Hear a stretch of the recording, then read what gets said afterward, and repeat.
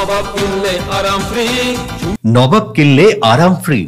নবাবগঞ্জের বিজ্ঞাপনী জিঙ্গেলে প্রথম দেখা গিয়েছিল জিত নামে একটি ছেলেকে ছোট পর্দায়।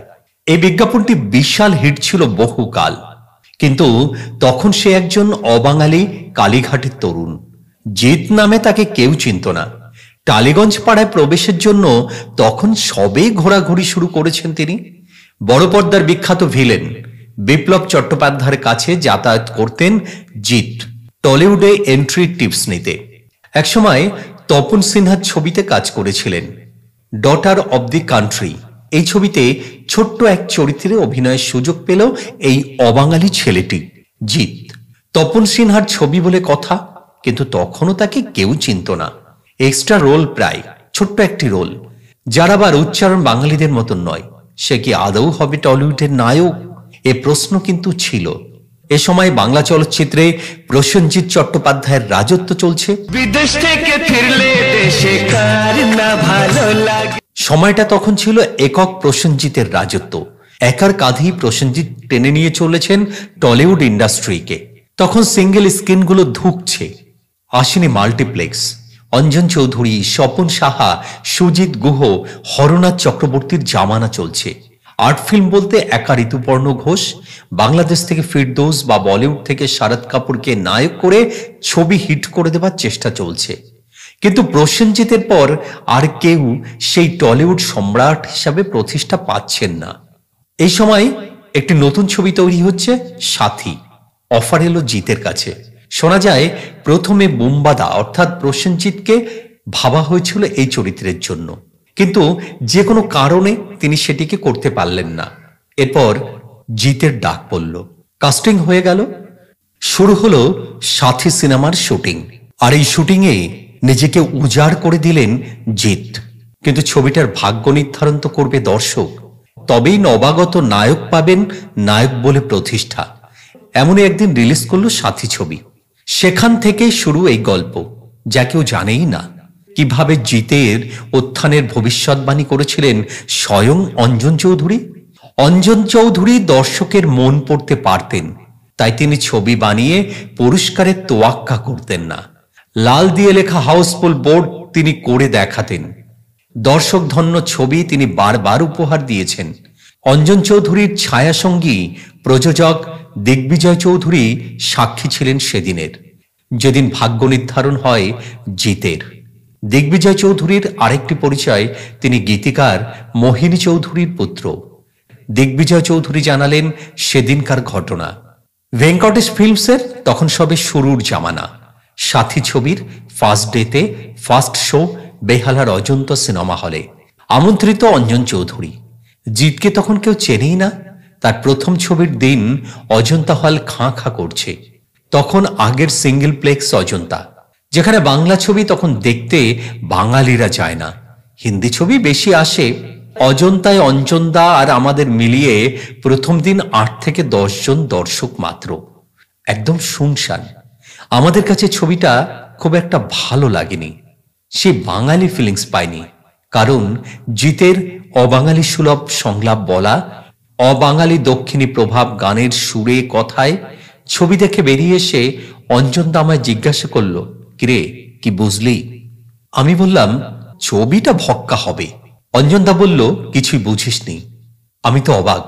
অঞ্জনদা বলল, সাথী ছবিটা সুপার ডুপার হিট হবে, আর এই হিরো দাঁড়িয়ে যাবে। বলেই সঙ্গে সঙ্গে ভেঙ্কটেশ মণি আর শ্রীকান্ত মেহতাকে ফোন করলেন অঞ্জনদা। ততক্ষণে ভেঙ্কটেশ মণি আর শ্রীকান্ত মেহতা হতাশ হয়ে ভেঙে পড়েছেন, কারণ সব হলে সাথী দর্শক শূন্য প্রথম শোতে।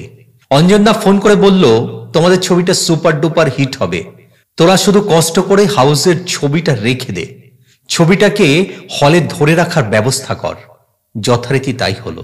অঞ্জন চৌধুরীর ভবিষ্যৎবাণী ফলল। বাংলা ছবির থেকে মুখ ফিরিয়ে নিয়েছিল যে বাঙালি দর্শক, তারাই সাথে দেখতে এলো হলে। মাসের পর মাস চলল। বিশেষত নতুন প্রজন্মের ছেলেমেয়েরা প্রাণপাত করে ফেলল হলে গিয়ে নতুন নায়ক জিতকে দেখতে। পাড়ায় পাড়ায় মাইকে বেজে উঠল, ও বন্ধু তুমি শুনতে কি পাও। জিত প্রিয়াঙ্কা ত্রিবেদীর জুটি দর্শকদের মনে জায়গা করে নিল, সাথে রেকর্ড হিট হলো। এত মাস হলে চলা ছবি খুব কম আছে ইতিহাসে। বাংলা ছবির নতুন ঘরানা দেখতে লোক হল ভরল। জিতের পরের ছবি নাটের গুরু, যেটা আবার কোয়েল মল্লিকের প্রথম ছবি। সেটাও সাথীর পরিচালক অঞ্জন চৌধুরীর শিষ্য হরনাথ চক্রবর্তী পরিচালনায়। অঞ্জন চৌধুরীর সঙ্গে সেভাবে কাজ করেননি, কিন্তু কোথাও অঞ্জন চৌধুরীর আশীর্বাদ ধন্য হয়েছিলেন যেন জিতও। এরপর ভেঙ্কটেশের পরের ছবি ছিল চ্যাম্পিয়ন। এবারে জিৎ শ্রাবন্তী জুটি। সেইবারও সে বেহালা অজন্তায় অঞ্জন চৌধুরীকে প্রথম দিন ছবি দেখতে আমন্ত্রণ জানালো ভেঙ্কটেশ, সঙ্গে ছায়াসঙ্গী দিগ্বিজয় চৌধুরী। অঞ্জন চৌধুরী বরাবর টিকিট কেটে সাধারণ দর্শকদের মধ্যে বসে সাধারণ মানুষের চোখ দিয়ে সব ছবি দেখতেন। চ্যাম্পিয়নের ক্ষেত্রে সে নিয়মের ব্যতিক্রম হল না। এরপরে দিগ্বিজয় চৌধুরী জানাচ্ছেন পরের গল্প। চ্যাম্পিয়ন তখন জিতে স্টার, হলভর্তি দর্শক। হলের সামনে আবির ছড়াচ্ছে জিত ফ্যান্স ক্লাবের ফ্যানেরা, নানা রকম হই হট্টগোল, কত কাণ্ড। অজন্তা হল ফেটে পড়ছে আর কি।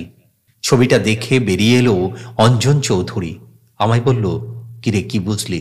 আমি বললাম super duper hit. Anjan Chowdhury বলল, তুই কিচ্ছু বুঝিসনি, ছবিটা সুপার ডাব্বা হবে বলে ওইখান থেকে যেদিন সাথীর সময় ভেঙ্কটেশকে ফোন করেছিল, ওদের ফোন করলো সেখান থেকেই মোবাইল টিপে অঞ্জন চৌধুরী। তখনও তো হাউসফুলের খবরে ফুটছে ভেঙ্কটেশ, এক্সিবিটরা সব বসে আছেন, কিন্তু অঞ্জন চৌধুরী ফোন করে বলল, তোদের ছবিটা সুপার ডাব্বা হবে। তাই হলো। সাথীর সাফল্য কিন্তু পায়নি চ্যাম্পিয়ন। পরবর্তীকালে ভেঙ্কটেশ ফিল্মস অঞ্জন চৌধুরীকে একটি তামিল ছবির বাংলা ভার্সন চিত্রনাট্য লিখতে বলে, এবং সেই ছবির পরিচালক ছিলেন নবাগত পরিচালক রবি কিনাগি। অঞ্জন চৌধুরী সেই তামিল ছবি কিছুটা দেখে বলে দেন, এ গল্প বাংলার দর্শক নেবে না, আমি করতে পারবো না স্ক্রিপ্ট, তোরাও ছবি করিস না। তখন রবি কিনাগি ও সর্বোপরি ভেঙ্কটেশ স্বীকার করে সাথী চ্যাম্পিয়ন দুটি ছবিতেই অঞ্জন চৌধুরীর ভবিষ্যৎবাণীর কথা। এই আসন্ন ছবিটিও করা বাতিল করে দেন ভেঙ্কটেশ। এতটাই ছিল ছবির স্রষ্টা হিসাবে অঞ্জন চৌধুরী। আজও টিভি খুললে হয়তো অঞ্জন চৌধুরীর দুটো একটি ছবি রোজই থাকে। টিআরপি নিশ্চয়ই ওঠে, তাই ছবিগুলো আজও প্রায় দেখা যায় টিভিতে। সাথী ছবিটা সেদিন যদি হলে রাখার কথা অঞ্জন চৌধুরী না বলতেন, তাহলে আমরা আজকের সুপারস্টার জিতকে হয়তো পেতামই না। আজ এ পর্যন্তই। আজকের ভিডিও আপনাদের ভালো লাগলে অবশ্যই লাইক করুন, শেয়ার করুন এবং কমেন্ট করুন। আর আমাদের চ্যানেল হ্যাপি সানরাইজ সাবস্ক্রাইব করুন। ধন্যবাদ।